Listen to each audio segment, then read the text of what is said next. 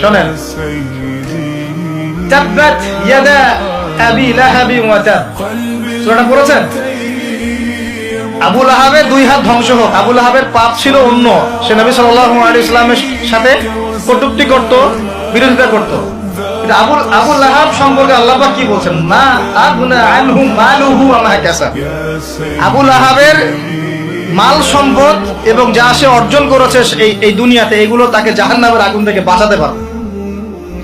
এই বিশাল প্রপার্টি আপনাকে জাহান্নামের আগুন থেকে বাঁচাতে পারবে না যদি এই প্রপার্টির হক আদায় না করেন।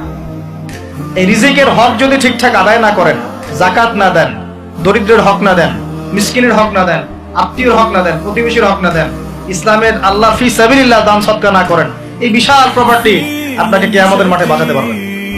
মা আগনা আনহু মালুহু ওয়া মা কাসাব সায়াসলা নারান যাতা লাহাবিন ওয়া ইমরাআতু হাম্মালাতাল হাতাব ফি জিদিহা হাবলুম মিন মাসাদ। সূরাগুলো পড়বেন। কোরআন তো শুধুমাত্র তাবিজ করার জন্য কোরআন নাযিল করা হয়নি। তাবিজ করার জন্য কোরআন নাযিল করা হয়েছে নাকি? কোরআনের আয়াত ছিঁড়ে ছিঁড়ে এখন মাদুরির মধ্যে ঢুকিয়ে গলায় ঝুলে রাখার জন্য কোরআন নাযিল হয়েছে? বলেন তো, কোরআনের আয়াত একটা ছিঁড়ে এভাবে আমি র্যাপিং করে গলার মধ্যে ঢুকায় রেখে দিলাম, বাস কোরআনের হক আদায় হয়ে গেল।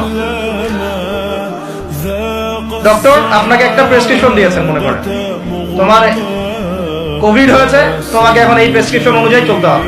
প্রেসক্রিপশনটা আমি যদি এমন করে ভাঁজ করি, ভাঁজ করে সুন্দর করে মাদুরির মধ্যে ঢুকায়, ওষুধ খাওয়ার দরকার নাই, ভাঁজ করে ঢুকায় বাস রেখে দিলাম, রোগ ভালো হবে না? রোগ ভালো হবে?